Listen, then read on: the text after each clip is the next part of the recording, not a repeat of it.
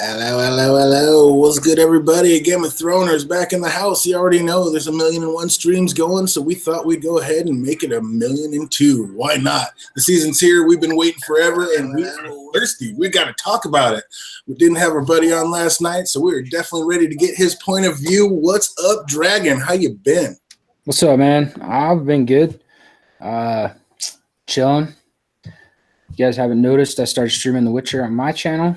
It's a chat room playthrough, so decisions go through the chat room, not through me when it comes to choices on the video game and how the story plays out. So if you guys want to be a part of that right now, LMR is the main drive of that story. So you guys might want to jump in and help. Nice. That's pretty cool. So you're letting the people drive the boat, huh? Yeah, I want to see, because I know how my story ended, how I played it single player, and how it ended. So I want the fans to be involved in it. I want the chat to be involved with it and see what differs from my choices to theirs and how the game plays out. Nice. Absolutely. Well, definitely we couldn't do it alone. We brought the man, the legend, the man himself. He's getting a little bit better every day. But how are you truly feeling, Snafu Z? I'm all right. I'm excited to be here. It's been a while since I talked about Game of Thrones. Dude, forever. Yeah. I just want to tell DJ that I told JD already that I think it's a terrible idea letting the chat decide what to do on The Witcher. As an avid Witcher player myself, it is very easy to mess up the whole story. Yeah, but see, that's the fun of it. You're gonna get Ciri killed in the end. I'm just saying. But if I was gonna bet money, I would bet that Ciri dies in the end based on you letting the chat. It's very possible. And you're gonna be single. You're gonna be single, and Ciri's gonna die. It's a terrible ending for Geralt, but whatever. You do you. Yeah, I'm not going to tell him how my ending ended because I'm not going to give him spoilers, but that is a possible ending in this video game. But yeah, anyway. Thanks for having me on. I'm stoked to talk more Game of Thrones, and you'll be able to hear me this time, hopefully, if I don't lose connection. Yeah, definitely. Don't lose connection. That was crazy. I don't know how we've done that twice and absolutely gimped through somehow. It wasn't perfect, but somehow made it work a little bit rough and shit. Well, I mean, for what's happened, I think it was about as smooth as it could be. But yeah, that'd be great if we could hang on tight. Like I said, I'm gonna put the new update on here, and maybe that'll take care of the problem. I have been trying not to because I have everything working with what I need to, but like I said, it might just be time to do that.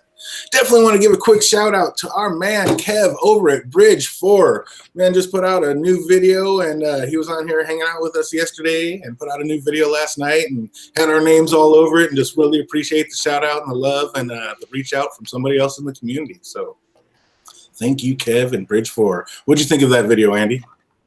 I thought it was legit. Like I said in the last stream, what I was trying to say was I was just excited that you weren't correct with them making Valyrian steel, because when I saw the blue, because we just bought a new TV, and we've had the same TV for 10 years, right? So a little time now we have a big ass one, and I've been noticing things, and I would notice that the dragon glass was blue, all melted and shit. And I was like, damn it, they must be making Valyrian steel. That looks like magic fucking thing. Because, I'm thinking in our reality, you can't really melt glass. You couldn't melt obsidian and then remake obsidian. It wouldn't be the same thing. So I'm thinking, damn it, they're making Valyrian steel. And DJ's right. Me just noticing that.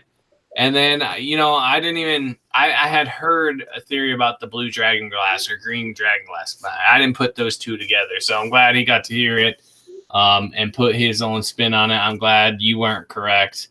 So it ain't over yet. They haven't exactly explained now. This is just you two jumping all over something real quick and easy. It has not exactly been laid out like that. And that damn sure could be some Valyrian steel being made up there. So just like he was saying, and I think that might have been a little hint to it when the Hound came in and he was trying to brag about it, this wasn't easy. He's like, trying to say da-da-da. So I think that might have been a hint, dude, I'm good, and that ain't nothing. Watch what else I'm about to make. This Valyrian steel, baby.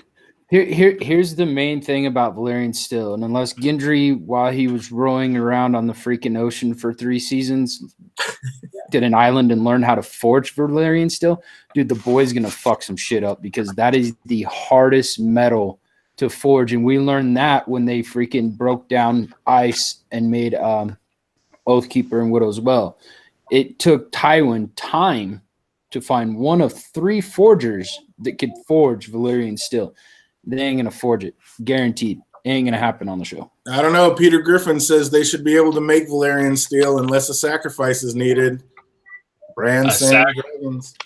A sacrifice is needed. Like this is my thing going the whole time. For anybody that doesn't know, I've been saying this since the beginning. The Nissa story is really just how you make Valerian Steel. It's not because the important part of that story isn't the guy wielding the thing; it's the smith. That's like a if we're looking at the whole story, like the prince that was promised, Azor Ahai, like Azor Ahai right now, he like from that story, he's the smith, and like the prince that was promised, he's the one that's going to actually wield the sword, right? So to me, I just think that was the recipe for Valyrian Steel. I also kind of think that Valyrian blood is important to that because from everything we know, they think that they constantly talk about King's blood, and King's blood is really just Valyrian blood. Mm-hmm. So that's why I think that's an important part to it. That's the story, and that Valyrians are important to it. And so they likely used their lesser houses as like people just to kill. They would like kill their great nephews and shit, just like the Lannisters didn't respect the lesser houses. Like the Valyrians would use their lesser houses as like slaves, and they would kill them to make Valyrian Steel. That's my thought on it. That's pretty ruthless. I don't know. You agree with that, Dragon? So the whole thing about Azor Ahai and Lightbringer is my understanding. This is my opinion. Is that sword was made from love. He literally drove that sword and tempered it in the blood of his most dearest loved one, his wife. That was the reason it held. He drenched it in oil, broke it. Drenched it in water, broke it. Tempered it in lion's blood, broke it. Shoved it in his wife's freaking heart, the person he loves to death more than anything in the world, and the sword held. It's not the blood. It's the emotion that kept that sword alive. So I like it. I like it. Soul Stone. You don't even know. I already have a whole. Yeah, that's one of my new videos. I'm about to pop up. One of my but I got a whole little video I'm about to break out on that. It's gonna be like, what? It's gonna flip this. But here's the thing.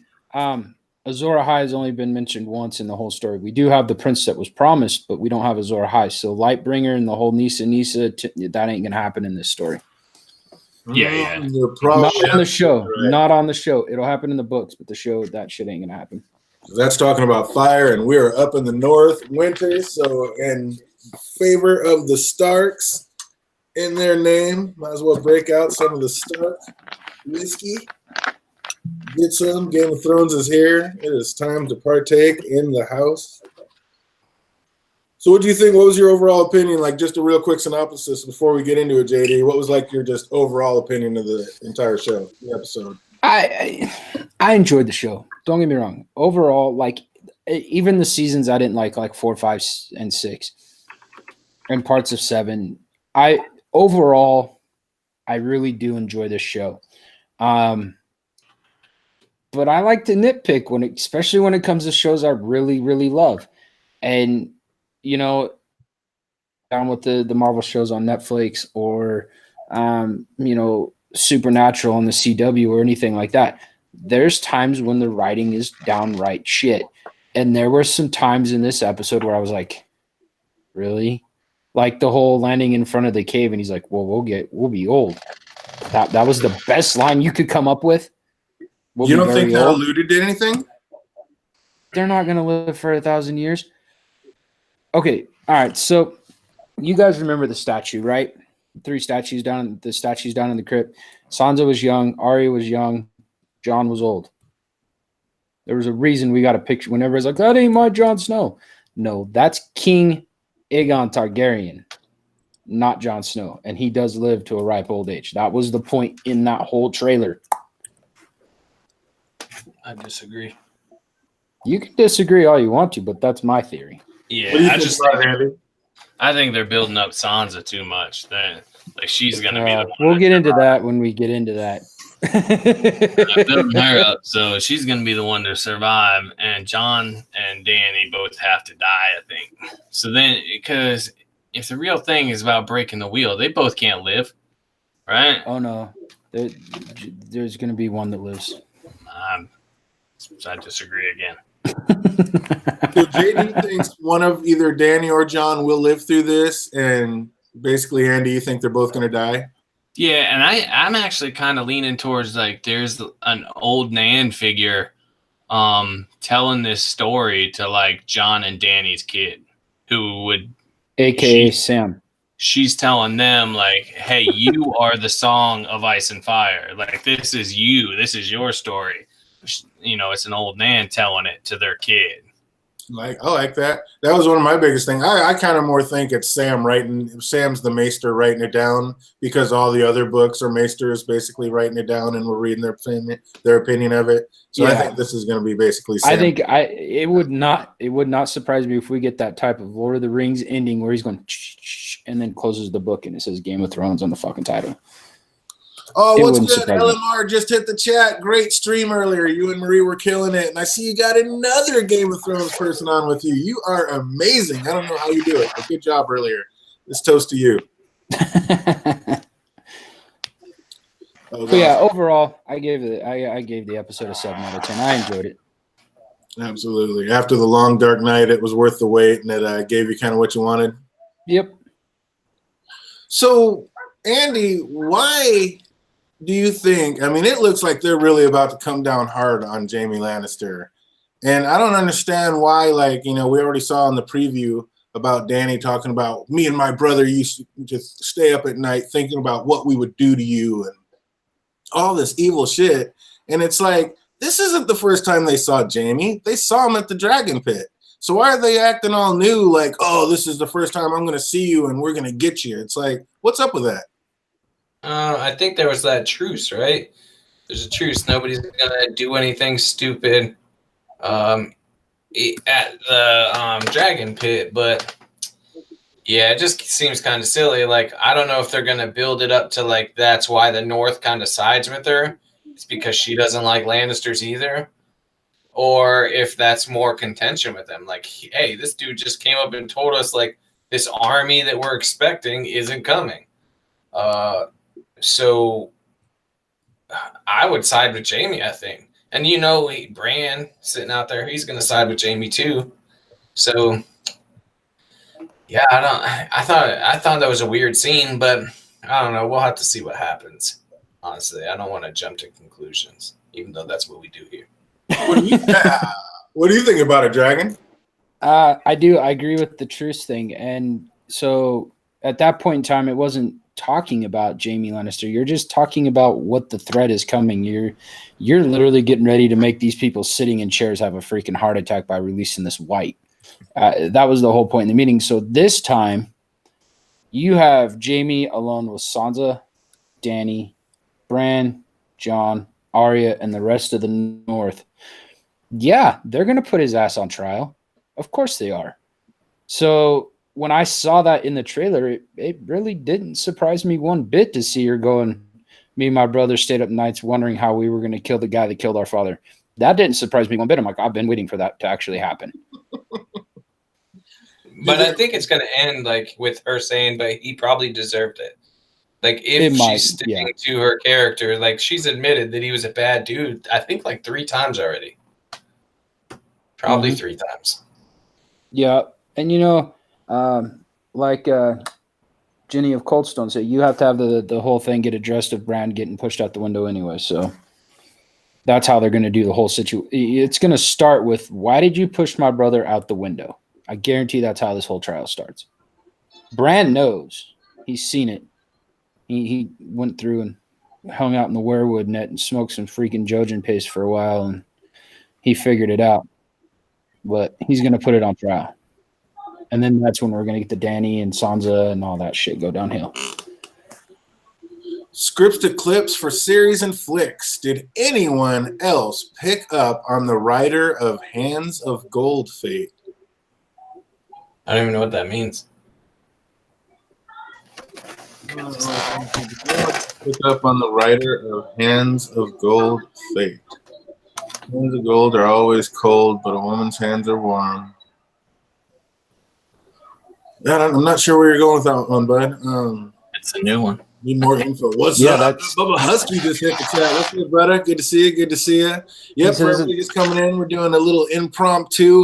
My man JD, as I went back and was rewatching, and I saw JD was like, "Hey, give me a thing," and I was like, I never even saw it because right then Andy's freaking video had gone tits up and couldn't hear anything, and yeah, it was kind of a shit show, but we made our way through.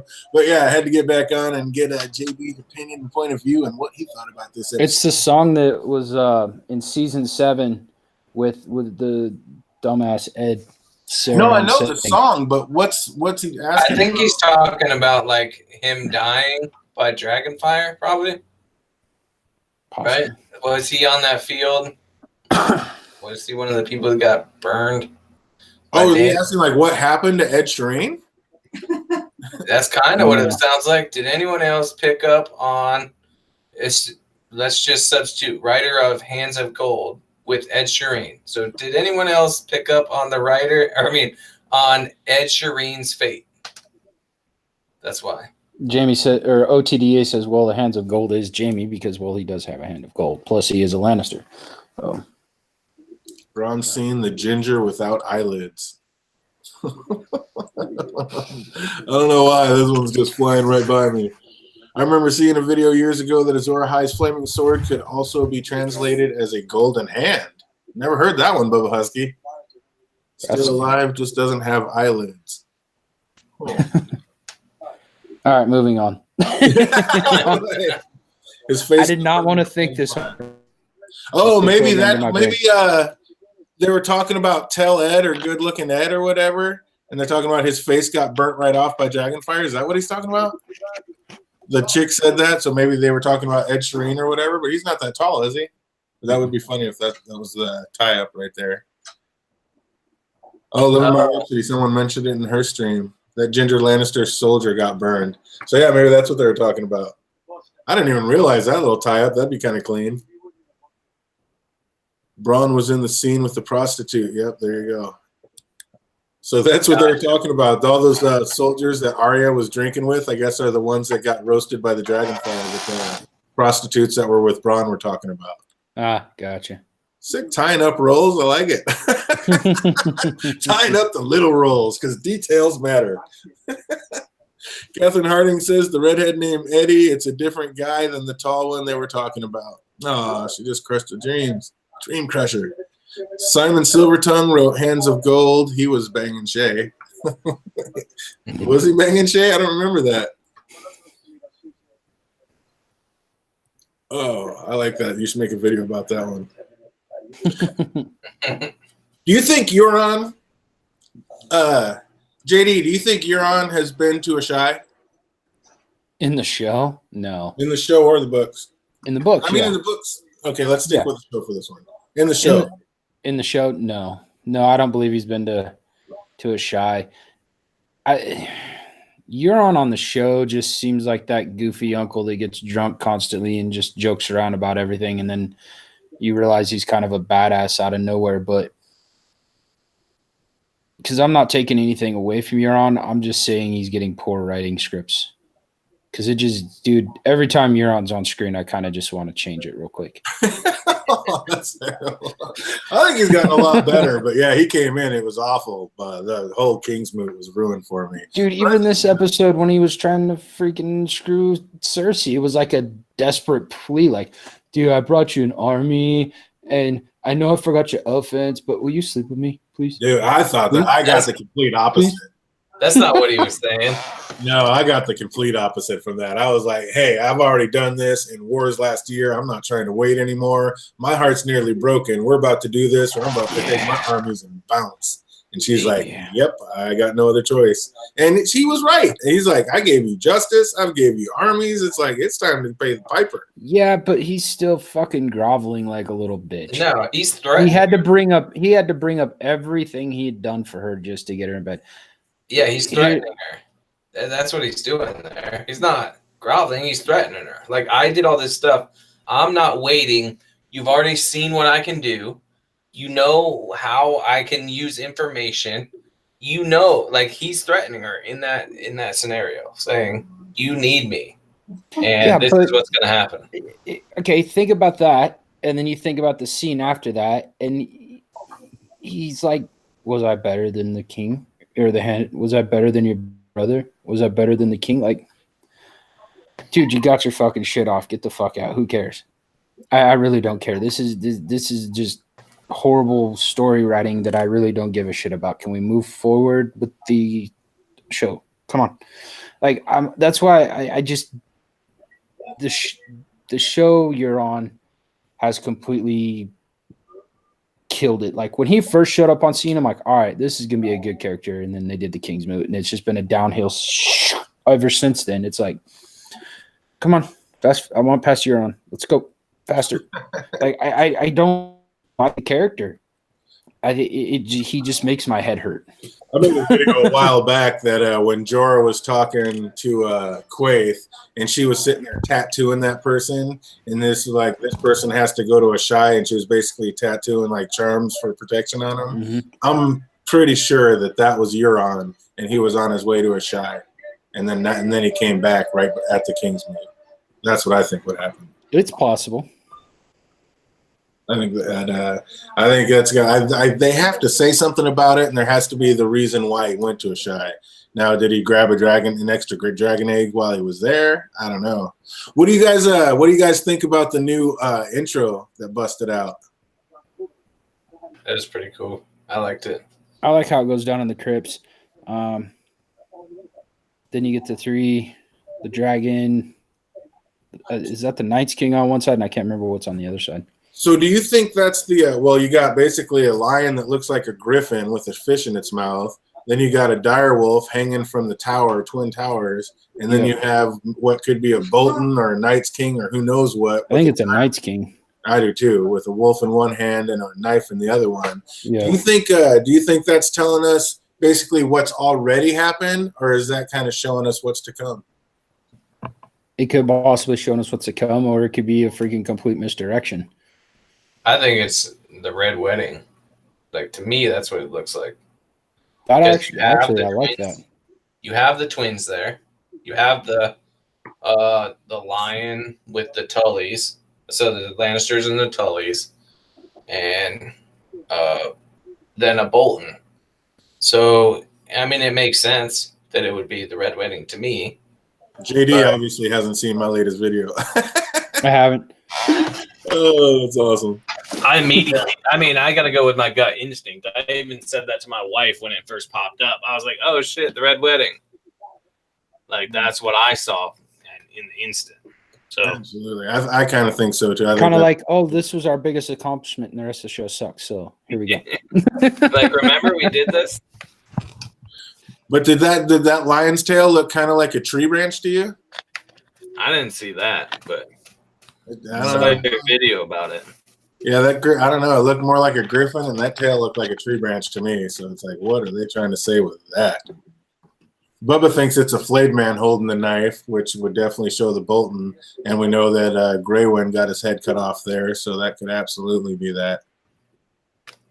But pretty shocking. Do you think that Euron? I was asking about Euron going to a shy because do you think he has any idea? Like, if he did go to a shy, maybe he has a clue of what's going on with the Night's King.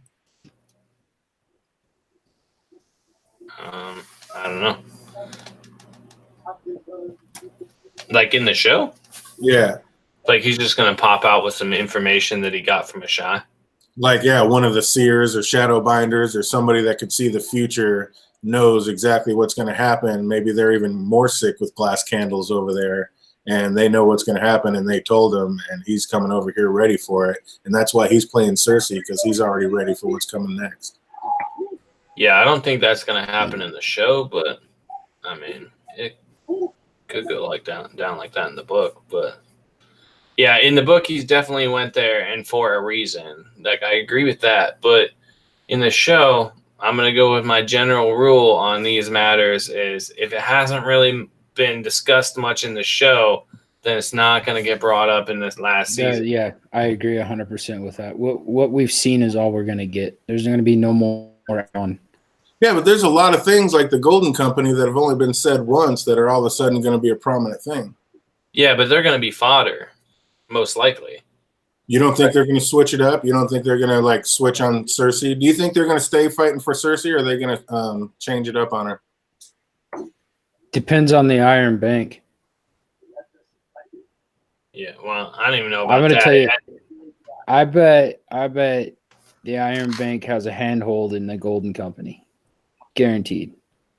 Well, yeah, that would make sense. They're mentioned in it, but they do like to take little things from the book that like a book reader would know. So, they drop the Strickland name in the show, which people wouldn't know unless you read it. But so that it's not important. It's important to people that read it.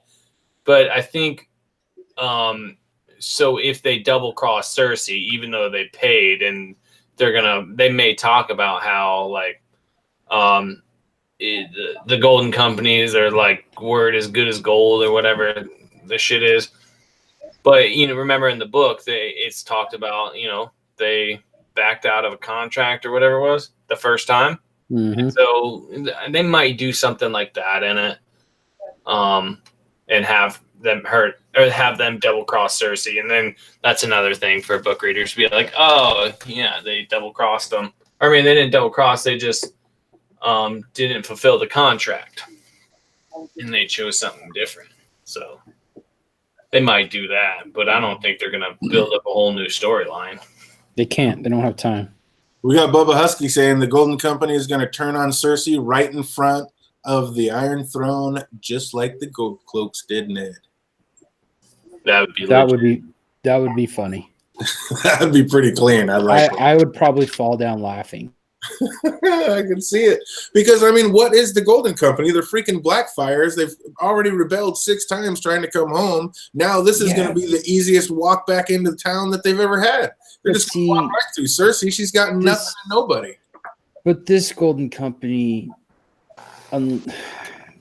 it's not going to work that way in the show because we don't have the Blackfire background. We don't have that storyline for it to build on. If they turn it, dude, I guarantee if they turn, it's because the Iron Bank wants somebody else on the throne that's actually going to pay the debt. But Cersei's already paid the debt, and basically they talked her into starting a new one. Yeah, so she's in debt again. As long as she's on the throne, that debt'll be paid. I mean, as long as she retains her throne. Yeah, but how much trouble has the Iron Bank how much trouble has the Iron Bank had with the Lannisters? Through King Robert, through Littlefinger, through Joffrey. They've had a lot of issues with the Lannisters. They're probably like, all right, it's probably time for a new ruler on the throne. Andy, do you think Littlefinger had drawn up a big debt with the Iron Bank, and that might come into play somewhere because the Starks ended up killing him? So now the Iron Bank's going to look at it like the Starks need to repay that debt? Like he built up a personal debt? Well, we know Littlefinger was playing all different kinds of roles. So, yeah, I mean, we know that he was borrowing for the king, for the throne. So, basically, that's part of their debt. But do we think that he was building up any debt in his own right? Like, does he have any debt with the Iron Bank? I don't think so. I think if he needed money, he would be stealing it. Like, he would be skimming off the top from the crown. There's no reason to get his neck involved in any debts when Robert wouldn't know otherwise if he started stealing money. That's true. That's true. And that's basically what he does in the books. He just steals it from underneath Robert's nose and collects it. That's true. So nobody's going to be coming back for Little. Nobody's going to revenge the name of the finger of Little. No. Got no love for the Littlefinger. Poor little bastard. Oh, speaking of little bastards, what do you think of that connection from the first episode? From the very first episode we saw with like Bran, being a lord climbing the castle, but this is just like a little village kid, so he's climbing trees, but kind of the same comparison. Actually, yeah, it was cool. I liked the little shout outs, the little glimpse backs to season 1 where you had Arya, instead of her sitting in a carriage, she was actually standing on the street. The little kid, like you said, Bran climbing up in the tree, the whole procession of them coming in. I thought it was pretty cool. I enjoyed that opening scene. I enjoyed the scene, like you see all the Northerners freaking giving Dany some really fuck you looks, and then all of a sudden the dragons fly over and they take off splitting like a bunch of bitches. That shit cracked me up. Oh, shit. Do you think Arya knew that little kid was coming? Like, did her ninja skills just feel him coming and she stepped out of the way for him to come in and be able to see? Or was that just a coincidence? Like, she had I'm guessing she probably had an idea. Like, she probably felt like her 12th senses that she has now. She probably heard him coming and just kind of stepped out of the way to let him by. I don't know. Nice. We heard Jorah basically when they were all talking and Dario and in front of Dany, and Dario was getting company about the sellswords, and they were getting all cocky, and Jorah was real quick to say, I've seen sellswords face worse odds and run. And we have clips up here saying, I think the Golden Company is going to bail once the Night's King takes down Winterfell. So do you think that's going to hit? Maybe what do you think, Andy? You think that they won't turn on Cersei, but maybe they'll just turn tail and run, period?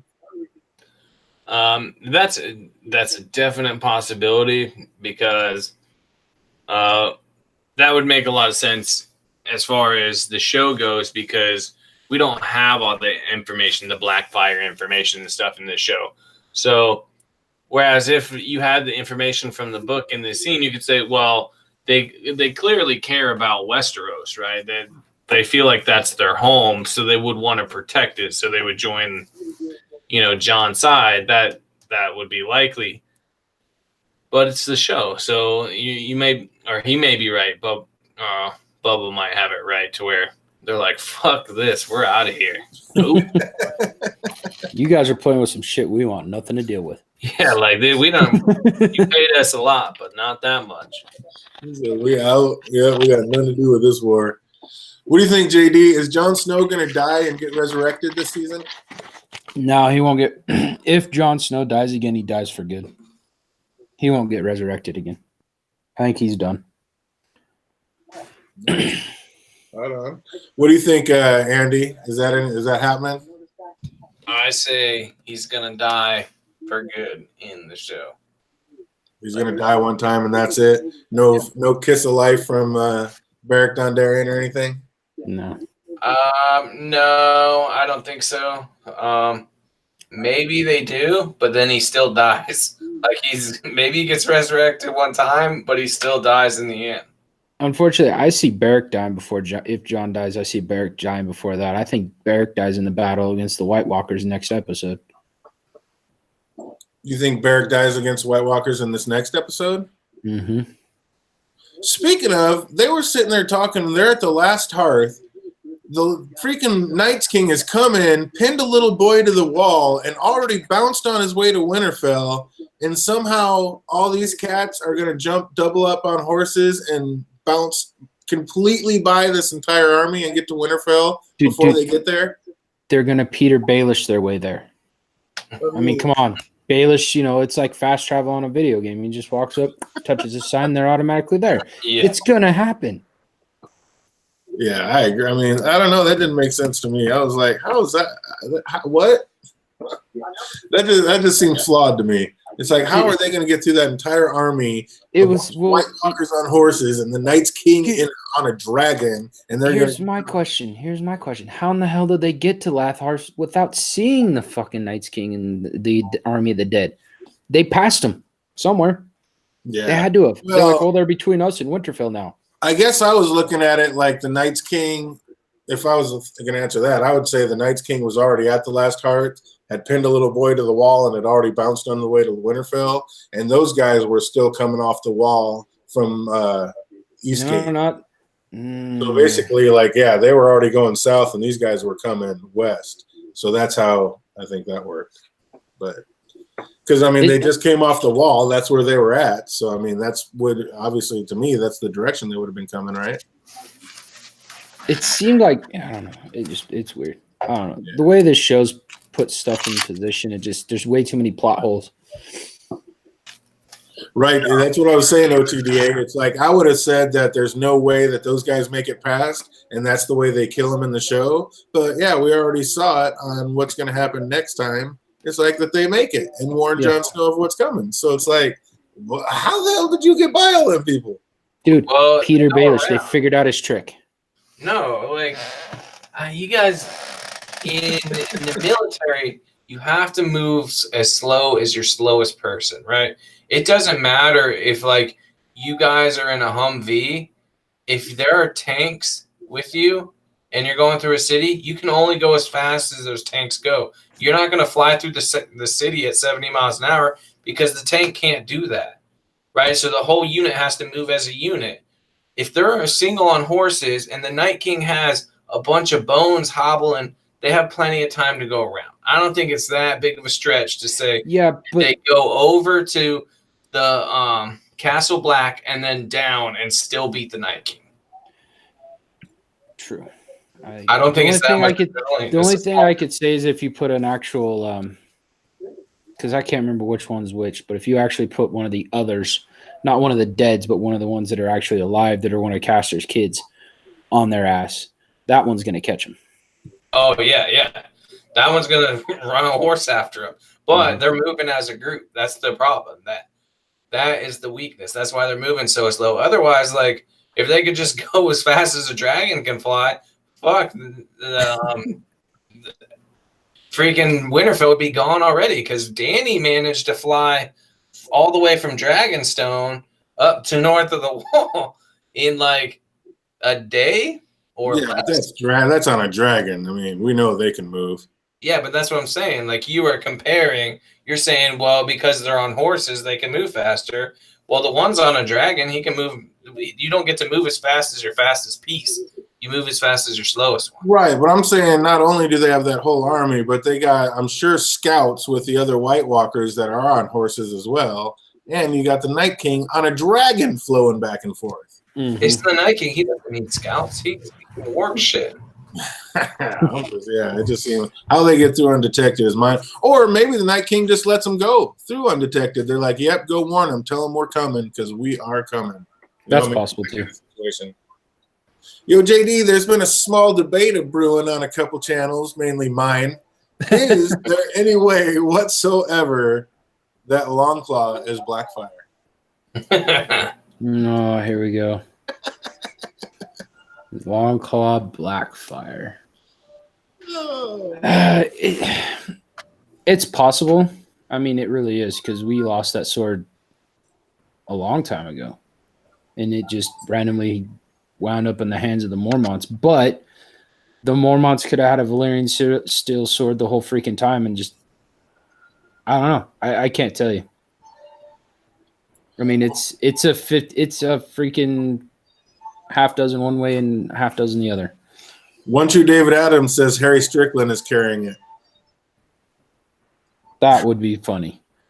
And you already know, Fandom D Saint, that definitely Bran was working them horses to run over Sam so he wouldn't go the other way and he'd come talk to him because he needed him to go tell Jon at that point in time. Because when we run out of material to talk about, we're going to start. That's the second one. We already have everybody as a Targaryen. The next one after that is which animal was Bran or a Stark warging? Or which animal was getting warged at this time and why? And these are questions TJ is going to have to answer when we have a slow week. Hey, that is exactly why I'm happy I don't have to worry about it because I will never run out of material with this freaking show. I love how I hear so many people talk, oh, there's no many theories that can be made. There's no other ideas you can come up with. I'm like, I have a notebook full of shit I'm so behind on videos still to make. Shit I ain't never heard anywhere else. I'm like, shit, nothing else to be made. You are out of your mind. I got a whole slew of videos coming down the line. But anyway, I think most of the theories that are even plausible have already been said somewhere on the internet. Even minutely plausible. I'm gonna say that you're not all places at once. You're not Bran of the internet. You might have a lot of ideas, but there's a lot of people with a lot crazier, well, not crazier brains than you, but at least maybe close. I don't know. Have you ever read any of the theories on Reddit? Oh yeah, they jump down the freaking rabbit hole pretty freaking hard. So I think DJ's about with them. Yeah, get in on Reddit if you knew how to use a computer properly. I'm just saying, like, there is a lot of material, but you'll run out of plausible shit at some point. Yeah. What do you think, JD? Do you think that Bran being touched by the Night's King will allow the Night's King to get into the Winterfell crypts if Bran ends up retreating down there? I don't think the crypts had anything to do with that magic. So you think the Night King would have been able to get down there regardless? Uh-huh. I think that whole touching Bran thing was to get into Bloodraven's cave. You think that's all that was? I think it was warded against him, and once he touched Bran, the ward was broke, because that's why Bloodraven freaks out. He's like, you got to go, you got to go. He can get in here now. I think it was warded against him, and once that happened, the ward was gone. It was a key. It was just a key. Do you think, like, Bloodraven gave, in regards to this, like, Bloodraven gave up too fast on training Bran at the end? Like, because I have this thought that Bloodraven knew where they were in the past when he died, right? Because he knows what happened to Hodor, right? And why would that happen? We know that Bran can't see himself in the past, just like Bloodraven probably wouldn't be able to, right? Because when he goes back to the Tower of Joy the second time and his dad turns around, he can't see himself or hear him say, "Father," but his dad still turns around. So Bloodraven would know that he himself is going to die at this spot in this time. So when he's trained in Bran, knowing that the Night King is coming there, he just waited on that memory. Like, they weren't doing anything else productive in that time. He's just thinking, all right, this is where I have to die at so that Bran can warg Hodor and fuck up his brain right here.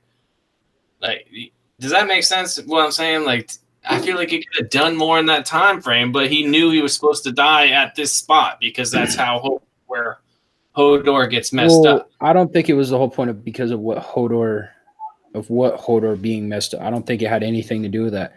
I think just like Bloodraven has done his whole freaking life in his kind of screwed up own way was what was best for the realm. So he had to let all those events unfold to do what was best for the realm in order to stop the Night's King. Yeah, I get that. Like, I'm not saying that that's not what happened. I'm just saying he could have done a little bit more training and just kind of peeked in and out of his green sight shit every once in a while and be like, all right, the Night King's finally here. Now we got to go back to that time where you warg Hodor. Because he could have taught him some other shit in that time. Just kind of bummed out. I know I'm thinking way too much into that, but yeah, I think it had to happen like that. Bloodraven knew that that's the time in that time is when he died. Is it like every little green seer has to find their own way and their own path and not be tainted by one way or the other? Like maybe Bloodraven's like, man, I did it wrong. I'll just let him find his own way and maybe he'll find the right way to do it. Yeah, and I think Bloodraven knows his way is wrong because I've been thinking about it. Like, I think he ended up as part of the tree because he spent too much time looking at the in the past from that weirwood tree where the children of the forest where they changed made the first White Walker. That tree, that picture, like I said before, is exactly his face. So I wonder if that's how he knows, like, stay too long in the past, like, and you'll drown. And that's how he got stuck in the tree. Because he spent too much time looking at that. And that's why that weirwood looks exactly like him. And So he just happened to be sitting there and he stayed too long, and it felt like a couple of minutes to him, but it ended up probably being like 20 years in that tree. Yeah, and he gets stuck in the tree in that way. And if you look, like the Godswood in at Winterfell, that tree is starting, the face looks different. It might just be from season 1 to now. They just did different art. It looked narrow. The face is definitely changing on that tree. So maybe Brand's using that tree too much. I noticed that, like, I saw that too. Like, it looked like the eyes had come closer together than when the first season they were farther apart. Yeah. I noticed that it's starting to get more detailed. It was more like a less detailed face in the first season or the earlier until like recently. Now it's become like a more detailed face. And it might be the fact that they didn't pay attention when they rebuilt it, but you're right. I thought it was pretty tight just how big that Godswood is. Like when they did that overshoot, I was almost liking that clean shot of Winterfell as much as I was the dragons flying around. Like it was huge. It's like a third the size of Winterfell. And actually, here's another one that Scripps 2 brought up. Speaking of Werewood at Winterfell, what happened to the freaking pond that was sitting there? He was standing in the middle of that, and it was all grass where the pond used to be. Yeah, I don't know, Scripps, and that's what you're saying. It's like, where did that lake go? That I never actually even put 2 to 2 together till he just said that. That's true. I wonder where that went. Yeah. That lake that never gets warm. Yes, and it can't have frozen because it's supposed to be warm all the time. So where did it go? I don't know. That's they interesting. Up for warm water in Winterfell. They went through it. They dried it up. He's like, global warming is real in Westeros. Kathleen said it was not in the budget. They spent too much money on the How to Train Your Dragon scene. Yeah, and not enough on Ghost. Yeah, dude. Ghost, where is he? Ghost ain't, dude. I don't think we'll see Ghost this whole season. Yeah, we have to at least at one point. Oh, we'll see him. Do you think? Do you think another direwolf is dying this season? It'll probably be Ghost. We only got Nymeria and Ghost left. I almost think that picture. I mean, it was like the Knights. I think it was the Red Wedding, but I think it's almost like you could use all those pictures. It could have been past or it could be future. Like it could be either one, and that might be the Knights King holding either Nymeria's or Ghost's head. And that one. It's gonna be Ghost. I doubt we see Nymeria ever again. We got the nod in last. There's a wolf pack coming. Absolutely. I doubt it. Highly doubt there's a wolf pack coming, damn it. It has to happen. It's not gonna happen. We got the wolf pack. They gave us our nod. That was it. It's done. Oh, Bubba says, do you think the dark cold pool in the front of the heart tree in Winterfell Godswood is connected to the Black River and the cave system under the Bloodraven Cave?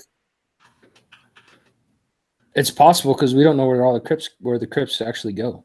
Boy, that's caved in. Big lake, and we don't know where those black streams go to with the glowing white fish. But man, that's a long. I mean, I guess not crazy long, but that's a pretty long trek. You think about it though, because the crypts under Winterfell go underneath the wall. We know that.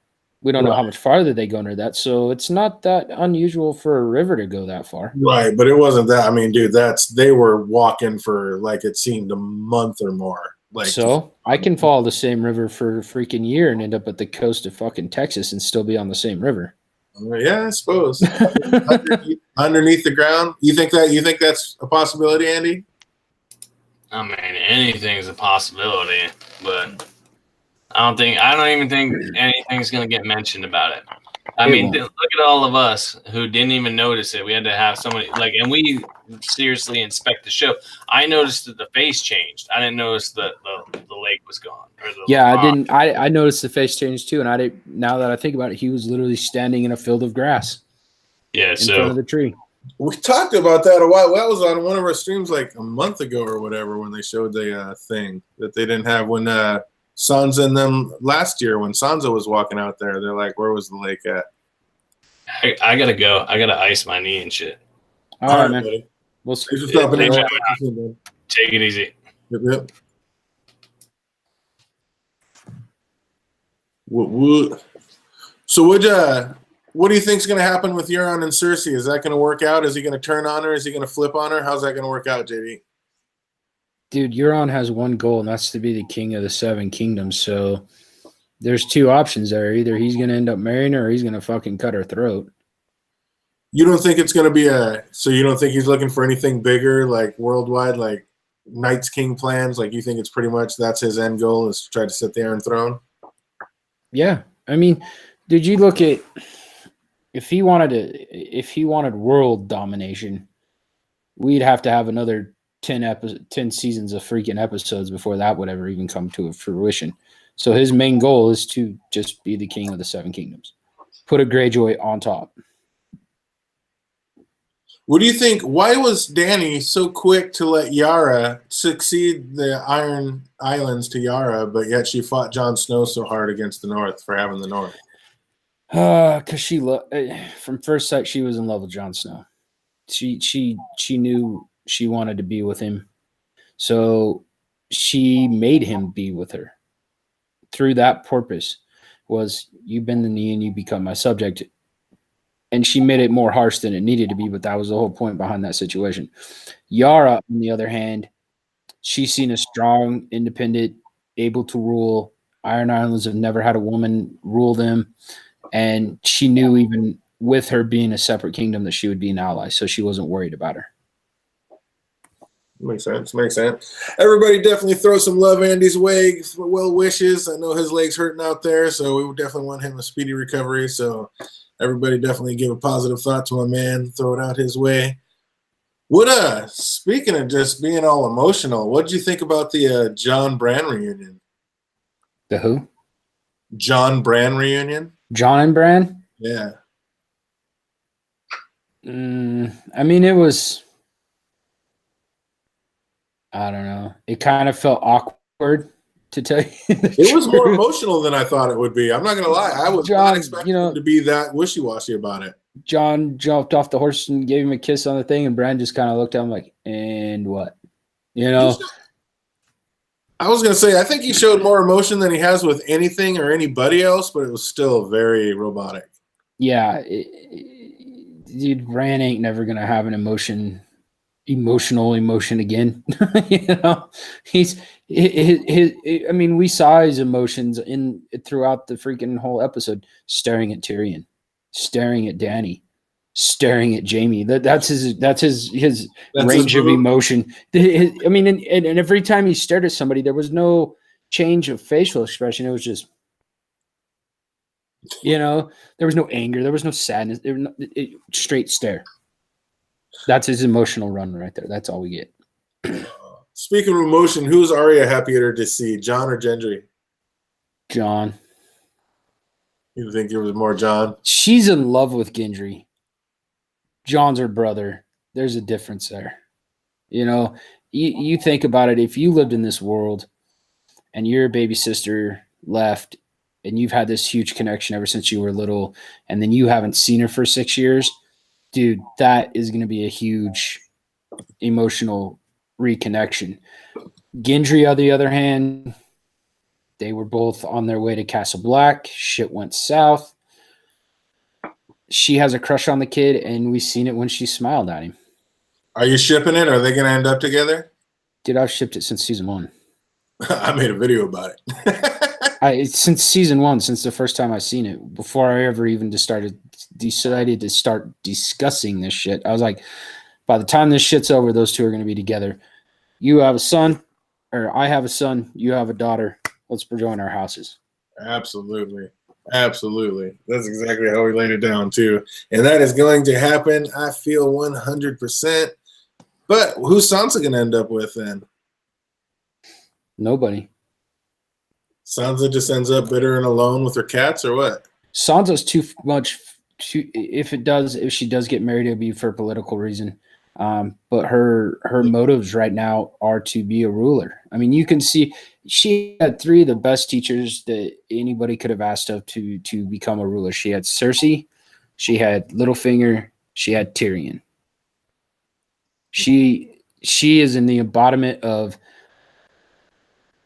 I will be 3 steps ahead of you of every decision you think you're going to make. and I'm going to be the ruler of whatever I get chosen, whatever I choose to rule, which she will end up still being the Lady of Winterfell if she lives through the whole situation. You think that's what she ends up? She'll end up being the Lady of Winterfell, basically? She'll rule Winterfell. That could be. How come Tyrion's such a dick to Varys? You think that's just ball busting, or is he taking it a bit too far? Because I think Varys was right when he said that. He was like, how come you get so offended at short jokes, but yet you're all good with the eunuch jokes? Because I got balls. Right? You know what I mean? It's like, how is that okay for you and not okay for everything else? It's like, that ain't right. Yeah, but I'm not going to defend. I can't defend Tyrion. I to me, you're right. It's very hypocritical. It really is very hypocritical on Tyrion's part. Because, yeah, dude, if you're going to bust somebody's balls that doesn't have any balls, but you can't take it, those are the type of people I really don't like in life. I don't like bullies, and that's exactly what Tyrion has turned into. Yeah. I'm going to push and pull and do whatever I can to make it ahead. But the second you make fun of me, we got a problem. It's like, I don't think so. That's not how this works. So I agree with Varys. You need to chill out, Tyrion. Relax. Your title's not that important. Sansa apologized for leaving Tyrion like that after Joffrey's wedding, and Tyrion was like, yeah, it's hard to explain. Does Tyrion still not know that it was Littlefinger and Lady Olenna that did it? You know, he got out of there. When Sansa figured out what was going on, Tyrion was imprisoned. You know, the only person that probably knows exactly what happened in that whole situation is Varys, and Varys hasn't told him. That's what I was thinking. You wouldn't think Varys wouldn't have told him by now? He's just kind of holding that juicy nugget in? I think so. I think by the time this is over, he's going to use that as a point, and it might be the point of killing his sister, but Varys is going to use that. That could be. That might be the straw that breaks the camel's back between Tyrion and Cersei. You think that's what breaks it down? Are we going to get a Clegane Bowl this year? Probably. You think they're going to fan service that one up? Mm-hmm. It'll be the battle between Dany and Cersei. I like that.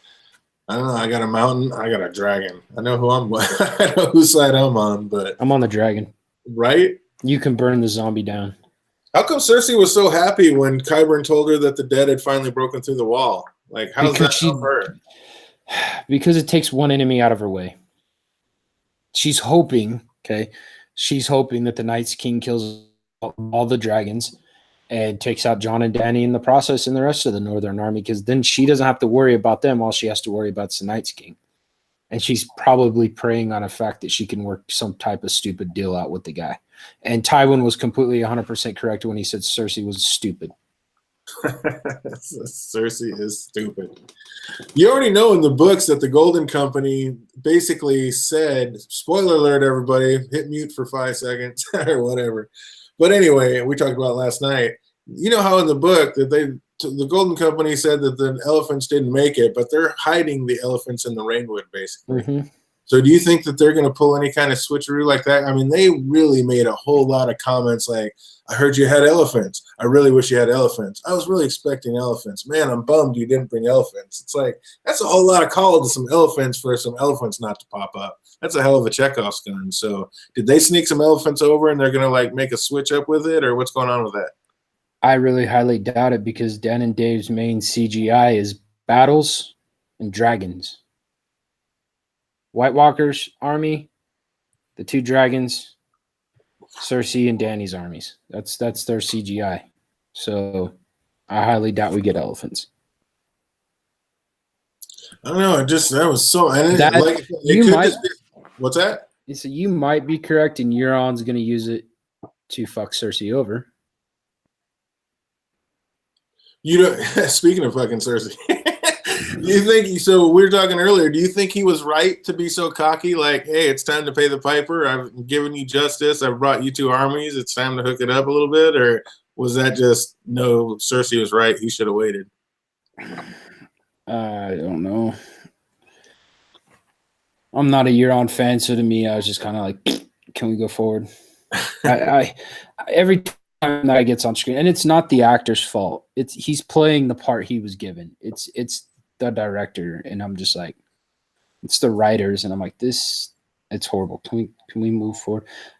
Euron in the book gives me goosebumps, and he gives me the chills. This Euron, I'm like, you suck. Yeah. Well, you know who doesn't suck? My brother just hit the chat. What's up, John Greenhands? Oh, Good to see you, brother. Glad you're up early. Glad to see you in the chat, my man. What's happening, Johnny? If you guys haven't made it over to John Greenhand's channel, go check him out. He's got a bunch of good stuff up, and he's got a great review up. So make sure you get over there and check out John Greenhands after you watch this. So you think it's hard to ask you Euron questions. All right, let's go over to my man Bronn then. Do you think there's any way in hell that Bronn shoots or takes out Tyrion or Jaime? Is there any way that goes down? No. I don't think he'll shoot either one of them. How come? He likes both of them. He really does like Tyrion, and he really does like Jaime. They're his best friends, yeah. But but dude, you got the two of the biggest wars about to fucking show up. You really think he's gonna take the time to kill one of those two and go, yeah, I'm on your side, Cersei, or let's let this shit play out and see what the fuck happens, and then I can claim I killed him if he dies. You know, I don't see him shooting either of them. But I mean, he did tell Tyrion, he's like, would you ask any? It was like, would you do it without a question? He's like, no, I'd question. How much? And Cersei just paid him an entire wagon of gold. So that sounds like a whole lot of how much. You just don't think there's any way he does it for that amount of money? No, it's Bronn. Bronn's not any different than freaking Tyrion. He just has a sword. I mean, you look at all the shady shit that guy's pulled, even under Jaime or Tyrion. I don't see dude. Worst comes to worst, or best comes to best. He just jumps in the fucking wagons like peace and goes out. You know, I don't see him killing Jaime or Tyrion. It's just, how much of a sellsword is he? I actually think he's a Rain. I think this is all part of his plan, and I think he's going to be more than happy to kill Cersei, Jaime, and Tyrion. And it might be. The reason he wants a castle so bad is because the Lannisters Tywin took away his family castle and basically his entire family. And that's going to be Bronn's revenge, is getting the castle and coming back and taking out the entire Lannister family. So, possible. I think he's basically the Arthur Dayne of that family. He's their great warrior, and he's come back for revenge. So I think one way or another, whether he gets it or not, I think that's what it comes down to. All I know is we could have done without the crappy sex scene. That was another stupid scene that didn't need to happen. Oh, she's gonna die with freaking pox without the year. Which one? Well, see, I think Qyburn was just saying that so Ron wasn't so mad about being interrupted. But I don't know. What do you think about Cersei? Was she ever really pregnant? Was she pregnant, or was it a ploy to try and keep Jaime around? Exactly. Knowing Cersei, it was probably a ploy to keep Jaime around. And she pulled the same thing with Tyrion. Like, she knew, like, the way he's like, you know, I always love the children. And then he goes to pour a drink, and she's like, no. And all of a sudden he's like, what? You're refusing wine? I think she knew exactly what he put two and two together. And that freaking, I think it was a play the whole time. I don't think she was ever pregnant. Now, a lot of people think she was, and she moon-teed it. Like, once Jaime left, she moon-teed it. But why would she do that? I don't get it. Because it's Cersei. I don't think she was ever pregnant. I don't think she was either. I think she was playing them both. But I think she was just trying to keep Jaime around. That sex scene, apparently, the Eddie guy that spoke at the beginning burnt was Ed Sheeran, and if so, that's kind of funny. Yeah, we were just talking about that, Johnny, a while ago. How they were wrapping all that up. That's pretty clean. And Tall Ed, the guy that the guy's face burnt off. I wonder if we get a small battle next episode between Golden Company and the North. I don't know. Who's gonna die this next episode? First off, we're not gonna get that battle yet. That's the next episode is strictly, we'll get glimpses of Cersei probably trying to arrange her army, but this is gonna be the battle for the North against the Night's King. That's the battle we're gonna get. It's probably gonna be episode 2 and episode 3. Because they said they dedicated one full episode. Yeah, episode 3 is going to be an entire battle. Yeah, it's going to be the middle to end of the episode of episode 2 is going to be the battle, start of the battle, and then all of episode 3 is going to be the battle. So the Golden Company, I highly doubt it. What was your question? Who dies? Well, who dies in episode 2? I think who dies in episode 2? I don't think any of them are going to die right in episode 2, but in episode 3, that's when a lot of the deaths are going to happen. I say somebody has to die in episode 2. So if with a gun to your head, you got to pick somebody. Who is it? Barrick. Barrick dies. That was kind of that's a pretty high level pick. Like that's pretty probable. I really do. I think it'd be Barrick. Oh, BBM already left. I wanted to say I was rewatching him. He was saying that I said Cersei was going to die in episode 1, and I was like, actually, when I actually heard him say that, I was like, wait a minute, I never said that. I have video proof of me saying many times that I think Cersei is going to die in episode 4. I've been saying that for a long time. That was one of my big predictions. Cersei goes out in episode 4. She might be episode 5 the way they're pushing it with the Golden Company, but I'm going to stick with 4 on that. But yeah, somebody's got to die. It might not be anybody major, but somebody has got to go. Oh, God. I mean, it can't be anybody too major. Who's out there? Like they already killed the little Ned Umber. What about the girl from Mormont? No. Definitely not my little she-bear. She will live to the end. My little she-bear will right. She might be the younger queen that outdoes Cersei and takes it from her. Such a little powerful Punisher. She this episode I wasn't happy with her. I've enjoyed her character, but this one, we made you king of the North and you came back a lord. Yeah, he was doing what he thought was right for the fucking North. Absolutely. I brought you a fucking army, not just an army, a huge army and 2 dragons. And you're going to bitch at me about that? Go fuck yourself. Titles don't matter right now. I completely agreed with John. Titles don't matter right now. Our survival is key. We got Scripts and Clips asking, what is the take on Sansa getting taken hostage by Cersei? I think Cersei basically, Cersei was an evil woman, but I think Cersei was basically as kind to Sansa as she was as nice to Sansa as she ever was to anybody, other than maybe Jaime. Hey, she's even nicer than that. Yeah, I think she was nicer to Sansa. I think she might have liked and almost loved Sansa as much or more than any of her own kids. I think she was mean, but in her own way, I think she was the best mom she could have been to Sansa in the situation. She's like, yeah, you're screwed. You're going to have to put up with my evil son, but you'll make do, and basically equipped her with all the best weapons that she could and honed her the best way she knew how. Like, yeah, Cersei was a bitch, but when it came to Sansa, I don't think she was that bad. I was going to say, look at how she trained Sansa to be who she is. Her main teacher was Cersei on ruling. Absolutely. And then you had Baelish and Tyrion's smarts and knowledge of holding power. Sansa's going to be a threat. I mean, when you take probably the most powerful woman in the world, walk into your castle, and you just stare her down like she ain't shit, you know what you are. Jenny Coldstone thinks the Karstark girl might be the one who dies. I'm kind of thinking the same thing. If they do start that battle early, I think maybe, she's been kind of prominent and they've shown enough of her. I think she might be the next one to go. She might be the one who dies first in episode 2. Cersei rolling over in her grave. We got the Q&A. Johnny Greenhands. Am I the only one who jumped like a biatch when the Ned Umber Resident Evil scene? I've seen a bunch of people say that they had definitely jumped like that. Dude, go ahead. I was going to say, I knew, like, I seen that, and I'm like, dude, that little fucker is going to come back to life. Yeah. And I waited, and all of a sudden, they all fucking jumped, and I'm like, there he is.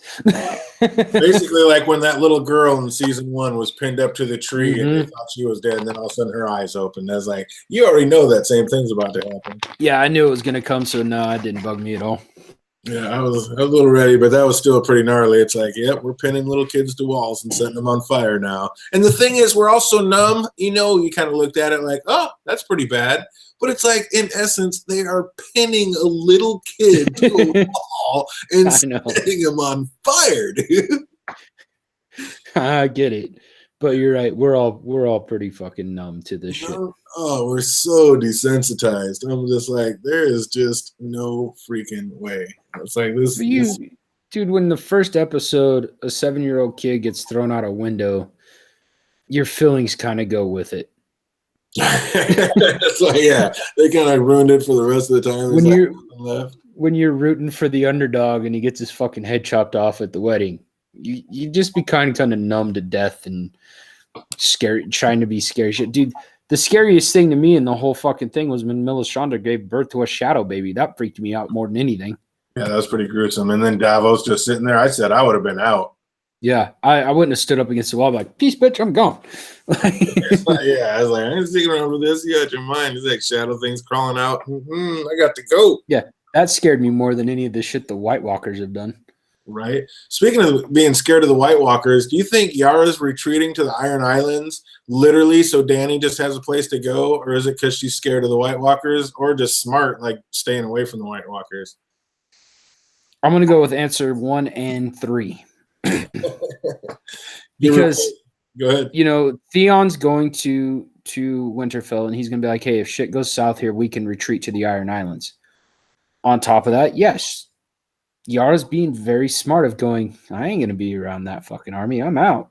So I think it's a double dose of 1 and 3 that she's being very smart and keeping her army and herself safe. And number 2, yes, she's given a place for Dany to come when shit goes south. But here's the problem.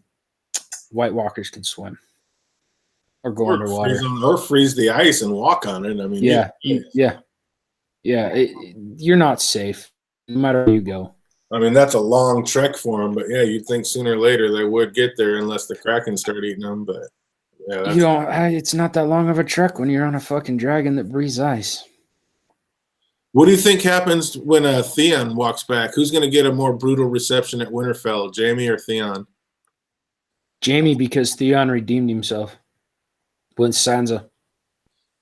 That's already been done. Not with everybody else, you think? I mean, Bran still has to. Bran hasn't seen him or dealt with him. But what's Bran? Bran sat there and watched him chop Sir Roderick's head off and be a total dick when there was really no need to. I get that, but if it wouldn't have been for Sansa, Jon would have already killed him.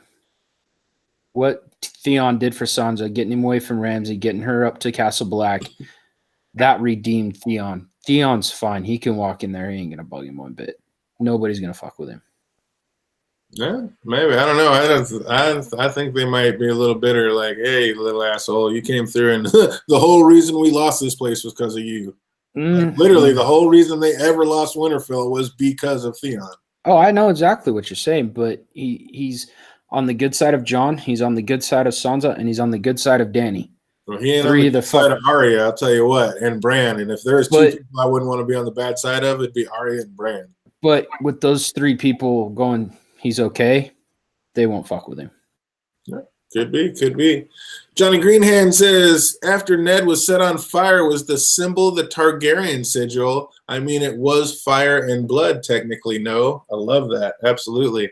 It was, but the sigil spins backwards from the Targaryen side. It was backwards, but yeah, definitely. My mom, like right after she watched the episode, called me immediately and was like, was that the Targaryen sign? And I was like, well, only Targaryens can ride dragons, and the Night King's riding a dragon, so. But yeah, I don't know. Yeah, but that's not technically a dragon. Right, there is that. That thing is dead. Loophole. That's brought back to life. I'm still sticking with the fucking Night's King as a goddamn Stark. I mean, old Nan seems to be pretty spot on with most things. So she says, some people think it's a Bolton, some people think it's a Little. Don't you believe it? It was a Stark. Yep. So it's hard to go against old Nan, but yeah, it's funny, that sigil. But there's so many sigils. I wish I knew more about symbology because there's so many sigils. These symbols definitely mean something, and I don't know how to break it down and what it means. The one thing that drives me nuts in the first 3 seasons, when we first seen the White Walker symbol, it was a circle with a line running through the middle of it. At one point in time, Sansa had a circle with a line running through the middle of it as a medallion. Then all of a sudden we get to the season where they show off the fucking, how the Night's King was made, and then it's all of a sudden it's a spiral design. It's stupid. They've messed up that line to me, that storyline. You can't go with one sigil and then switch it to somebody else's. Yeah, it doesn't make sense to me. Well, it is rough. So I call it just it's just a warning. There's nothing else to it of, haha, we were here, bitch. Get ready. Devos wants to propose marriage, and Varys seems to be a little against it. How come? I don't know. Tell you that right. I have no idea. We know he's wanted Dany on the Iron Throne since season 1. But maybe he's worried that if that marriage happens, it'll be Jon on the Iron Throne and not Dany. Maybe that's what he wants, a queen to rule Westeros. You think it was 100% Dany that he's always been trying to get on there? Like the Viserys? As far as the show, yeah. The Viserys thing was just a facade. It was all about getting Dany on there? Mm-hmm. Or was it just a Targaryen? Either one of them would have done. It might have been just a Targaryen, period. Like either one of them, as long as we have a T back on. Yeah, as long as the dragon's back on the throne, I think that was the whole purpose. I like that. Eugenia Schoolstone, I think it's another Ice and Fire baby. We got the first symbol was, and the 5 symbol means death, I think. Yeah, I would. I mean, some of those, like one of them is supposed to mean life, and maybe the other one does mean death. Like the one, basically the pyre Khal Drogo was on. Does that mean death? The way they lit it up, because that was a symbol too. Yeah. That was the same symbol as the freaking White Walker symbol in the first episode. Yep. John Greenhands, is the Night King a green seer like Bran? Children of the Forest didn't know, so his powers went in reverse when he turned Bran wargs the dead. Night King wargs the dead. That's why the children chose him. If he was a Stark, Starks can warg. Could be, and I think he's a green seer either way. I definitely think the Night King is a green seer. Yeah, it busted Bran when he was in those birds. That's why when everybody brought up the Targaryen thing, Targaryens can't warg. Only Starks and wildlings can. Is the Night? What do you think the Night King is coming for? Don't have a clue. He supposedly has an agenda, and I really wish they'd addressed that sooner, but I really don't have a fucking clue right now. I think it's like, we've been talking this whole time, and we think it's like, obviously this is just a thing that happens every couple thousands of years, but there has to be a reason for it happening every couple thousands of years. And I think, like, when you were talking earlier about Dany, you thought that was kind of a dumb line about them flying up to the waterfall and talking about being old up there. I think that was kind of a call to maybe that also, like when Sam was saying, would she do it for you? Would she give up her crown for her people? I think, of course, she would. She's already done so much for, people she didn't have to.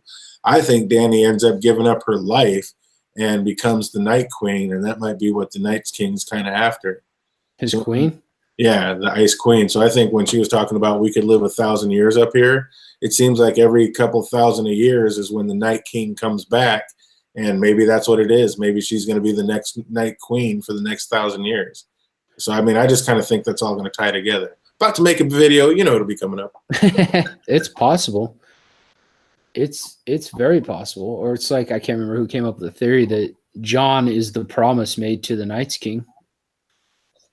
And he's coming for Jon to be the new Night's King.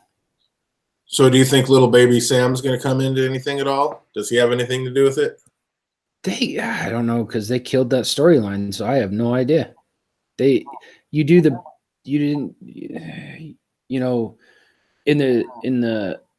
the books they do a baby swap, and Gilly takes off with Val's kid instead of Gilly's. In the show, it was still Gilly's, and it really hasn't been that important. He really hasn't been that important since. Like, he's not a big piece of the puzzle, so I don't think so. I think he's other than the part that he's not growing at a very normal rate. Well, yeah, I think his lack of lack of imagination in writing on Dan and Dave's part, because everything else is progressing and he's staying a baby. So maybe he needs to be changed into a White Walker to change. Maybe that's part of Caster. I don't know. Do you think Craster's a Targaryen? I think Caster's a defector from the wall, but as far as a Targaryen, I don't believe he's a Targaryen. Really? When he talks about my roots run deep, you don't think that's a connection to Bloodraven? And the fact that they don't ever say, they don't say what his last name is. It's just called Craster's Keep. I think there's a reason we don't know what his last name is. But if you say my roots run deep, you could be a Stark. You could be any of the First Men, any of the Andals. They were there way before the Targaryens were. Yeah, but I think it was more like a pun, like my roots, like my tree people, my father or uncle or cousin that's buried in a tree are rooted here. And that's why he didn't have to fear the White Walkers. I mean, how did Craster ever even make that pact with the White Walkers to sacrifice his kids? I don't think we'll know. They don't even speak English. So how did he know that would work? I don't have a clue. Maybe it was a sign from R'hllor. He looked into the fire and R'hllor told him. Oh, that could have been it. Jimmy Coldstones, that is very similar, same difference anyway. Check out the sword and you'll see what I'm talking about. That was something up there. I think the Stark sacrificed one of their own every time they acquire a green seer. That was the pack. Night's King coming to collect Bran as the deal. John going to be disgusted about the original pack and say, no. That would be pretty sick. I like that.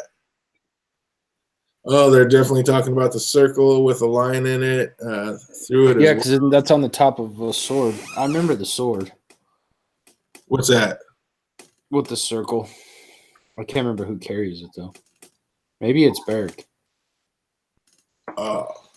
So what's up? We know you're a big Jaime Lannister fan, right? Yeah, huge. Love the guy to death. What goes down in his trial next episode? Oh, he'll plead his case against Danny about it being the right thing to do, and Danny's probably going to side with it. I think he'll have some repercussion of what happened with Bran, but Bran might freaking forgive him. I don't know. But he's going to die soon, so it doesn't really matter to me. Do you think it's ever going to come out? Like, is Bran going to ever figure out what Varys' scheme was the whole time, and is that going to come down on him like the shit came down on Littlefinger? Yes.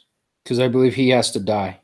Melisandre's prophecy of me and you have to die on this land, I think that's going to be it. I think he'll figure out how bad Varys really is. He might be technically doing good for the realm, but the shit he's pulled, I could see him getting killed by Bran in a trial. But Bran might let it go and know he's going to die in a battle and let it go.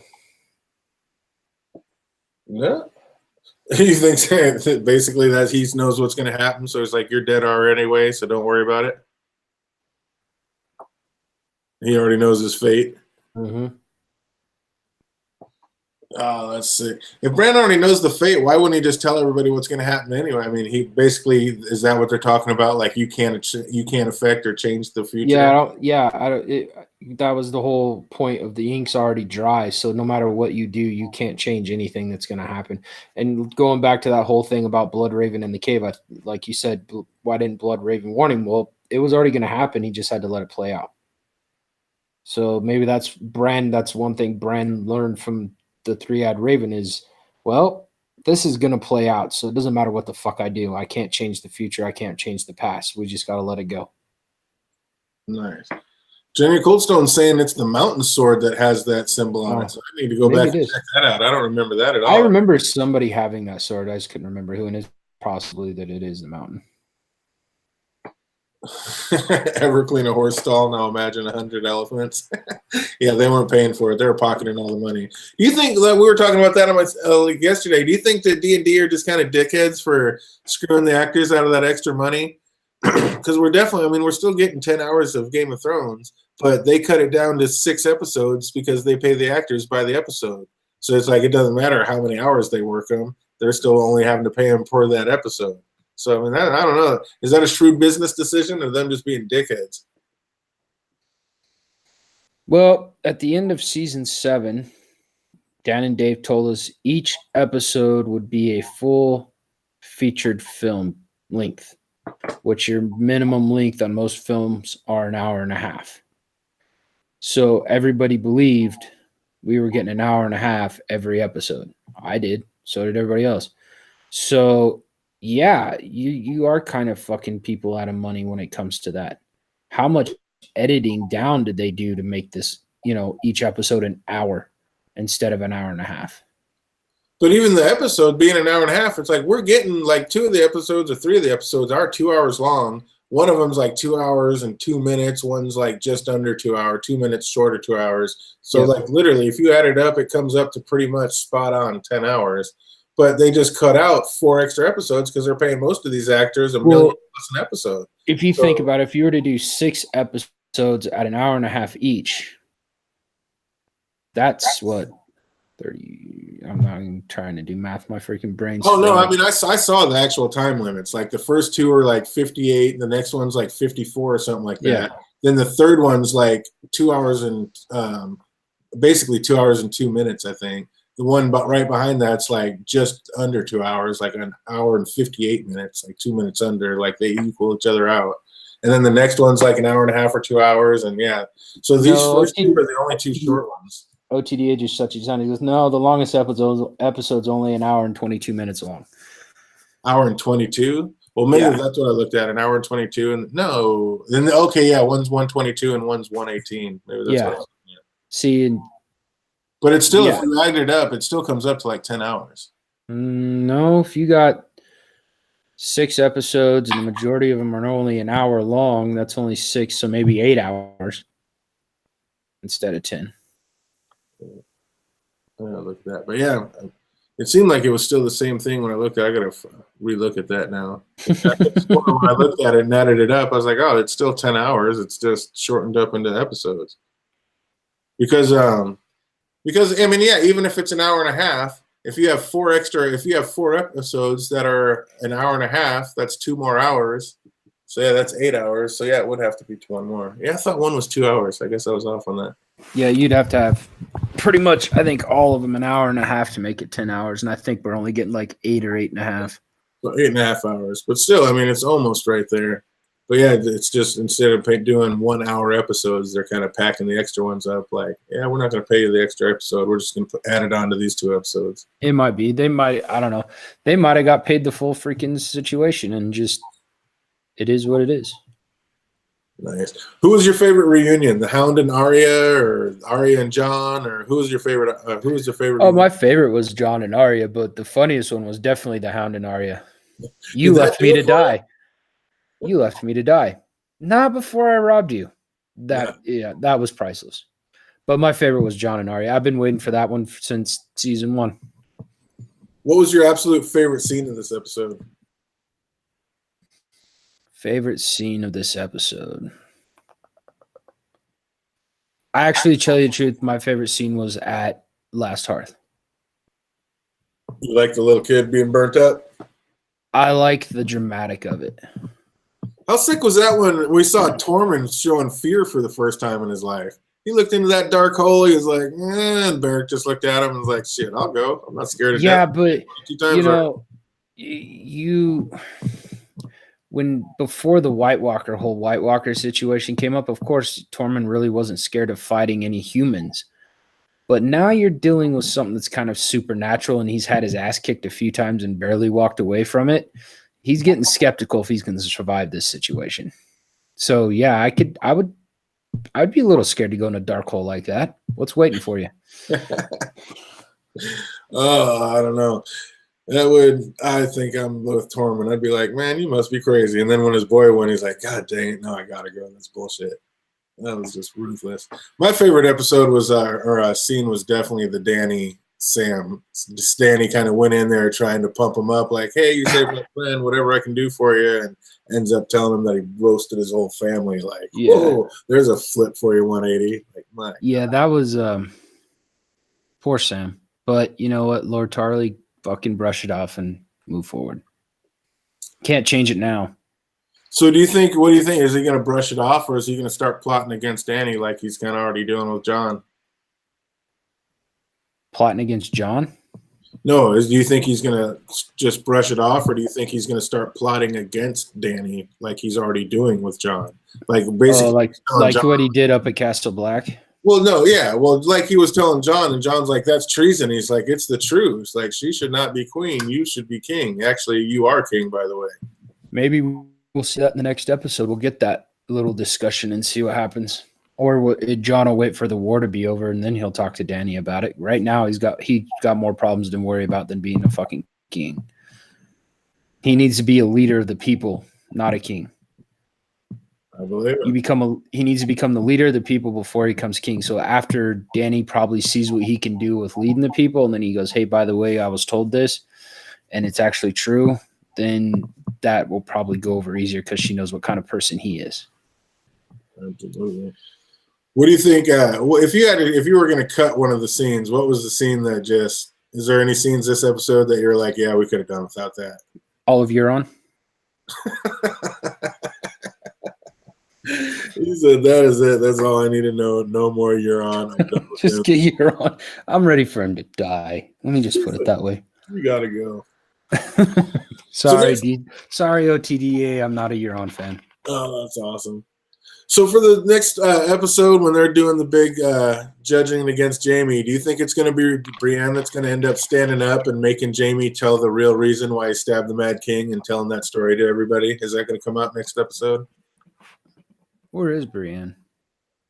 I didn't even remember seeing her, but they were telling me yesterday that her and Pod were there, but I don't even remember seeing them. And I watched it like 3 times. I've seen it twice, and I don't ever remember seeing Brienne and Pod. Yeah, I thought they got sent away at the end of season 7, like down to fucking Trident or something, to Rivers Run or something to get Tolly. No, but yeah, then they came back, and then Sansa sent him to the Dragon Pit, and she was arguing with Jamie, like, basically screw on her. It's like, we need to handle this. Maybe, I don't know. I don't really care. Maybe she will. Maybe she'll save him like he saved her. That could be. Only time will tell. One more real quick. Johnny Greenhand says, is it true JD based his beard off the actor who plays Euron? Johnny, I had my fucking beard before Euron was even a thought, so. Oh, when Sansa says Winterfell is yours to Danny, she says to her right. Says to her right. I'll have to look at it again. Oh, does that mean you think she looked at she already knows about John, and maybe she like was looking and she was actually looking at John when she was saying it, but acting like she was saying it to Danny? No, what she's saying is when Sansa says Winterfell's yours, my queen, Brienne's standing to the right of Sansa. Oh, okay. Which is where Brienne would be. So yeah, absolutely. All right, I need to get out of here. I got to work in the morning, so. Absolutely. Well, it was awesome. We got my man back on. Definitely got your POV. Try to get you on with us all at the same time next time. I want to thank everybody that came out and hung out with us. I had to do this special impromptu for the Dragon and get his point of view on the episode. So anything you want to say to the people before we bounce out, what you're going to be doing for the rest of the week, and any videos you got coming up? Well, I haven't done Game of Thrones video in a while besides on my birthday. Don't plan on doing any reviews this year. I might do give my ratings and what sucked real quick or what was good real quick like I did this last one. But if I'm going to do a discussion, it'll probably be here on your channel or somebody else's. Other than that, be streaming The Witcher. Yeah, probably be about what I'm doing right now for that. I'm trying to think.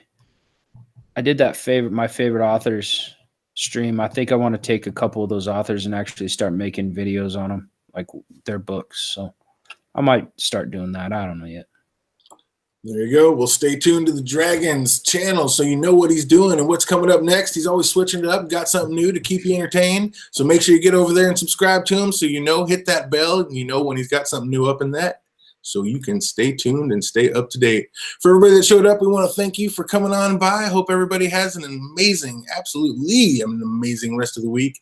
And until we see you next time, game on.